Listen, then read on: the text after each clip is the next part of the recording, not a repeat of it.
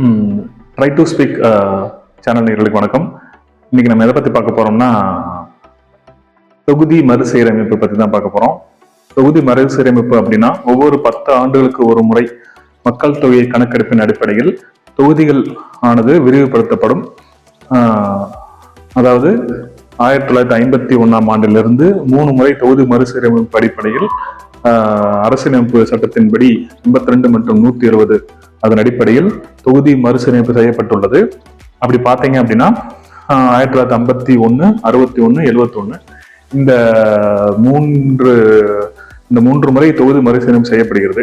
So அதுல என்ன பிரச்சனை அப்படின்னு பார்த்தோம் அப்படின்னா, இப்போ மக்கள் தொகை மக்கள் தொகை கணக்கெடுப்பின்படி தொகுதி மறுசீரமைப்பானது செய்யப்படுகிறது. அதாவது தென் மாநிலங்கள்ல இருக்கிற ஆந்திரா, தெலுங்கானா, கர்நாடகா, கேரளா, தமிழ்நாடு இங்கெல்லாம் மக்கள் தொகையை கட்டுப்படுத்த செயல்படுத்தப்பட்ட திட்டத்தை சரியான முறையில அமல்படுத்தி மக்கள் தொகையை கட்டுப்பாட்டுக்குள்ள கொண்டு வந்திருக்காங்க. ஆனா வட மாநிலங்களான ராஜஸ்தான், மத்திய பிரதேச, யூபி, பீகார் இங்கெல்லாம் மக்கள் தொகை அதாவது மக்கள் தொகை அதிகமான மக்கள் தொகை கூடியிருக்கு. ஸோ இதுதான் பிரச்சனை. ஸோ என்ன பார்த்தீங்க அப்படின்னா, இப்போ 2011 அடிப்படையில் பார்த்தோம் அப்படின்னா 1970 யூபியில மக்கள் தொகை 8 கோடியா இருந்துச்சு.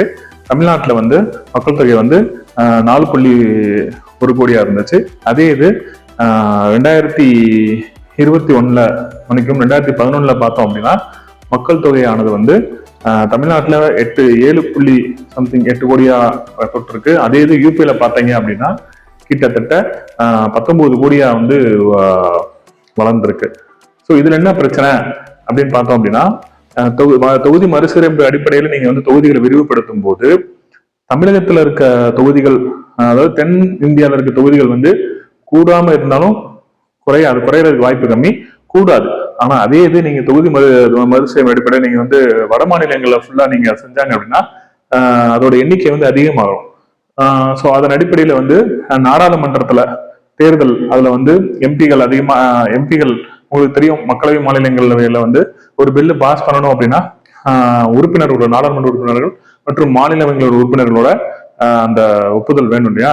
ஸோ அதோட அந்த பிரதிநிதித்துவம் தென்னிந்தியாவில் குறையும். இந்த ஐயப்பாடு நிலவுது. அதனாலதான் இந்த தொகுதி மறுசீரமைப்பு இப்போதைக்கு ஒரு பெரிய பிரச்சனையா இருக்கப்படுது. சரி, ஏன் 1971 அவங்க தொகுதி மறுசீரமைப்பு பண்ணல அப்படின்னு பார்த்தோம் அப்படின்னா, சோ சில சட்டங்களை இயற்றி மக்கள் தொகையை கட்டுப்படுத்த முடியாத சென்றனால 25 ஆண்டுகாலம் அதை ஃப்ரீஸ் பண்ணி வச்சாங்க, அதாவது அதை ஸ்டாப் பண்ணி வச்சாங்க.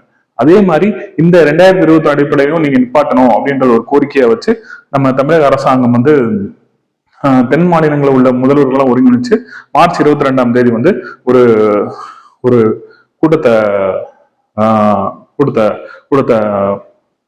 கூட்டம் அமைக்கிறாங்க. ஸோ இதுதான் தொகுதி மறுசீரமைப்பு. தொகுதி மறுசீரமைப்பால தென் இந்தியாவில் உள்ள பிரதிநிதித்துவம் குறைந்து வட மாநிலங்களில் உள்ள பிரதிநிதித்துவம் அதிகமாகும். அதனால நமக்கு கிடைக்க வேண்டிய சில ரைட்ஸ், சில விஷயங்கள் குறையுன்றதுதான் இங்க உள்ள பெரிய ஒரு கேள்விக்குறி.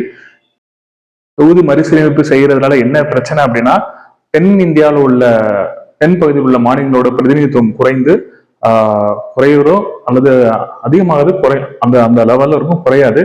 ஆனா வட இந்தியால அதோட மக்கள் அந்த உறுப்பினரோட எண்ணிக்கை அதிகமாயிரும். ஸோ தென்னிந்தியாவோட எந்த தேவையும், தென்னிந்திய உறுப்பினரோட எந்த கோரிக்கையும் நிறைவேற்றப்படாமல் கண்டுகொள்ளப்படாமல் போய்விடும். அந்த அச்சத்துல இந்த தொகுதி மறுசீரமைப்பை நம்ம எதிர்க்கிறாங்க. இதுதான் விஷயம்.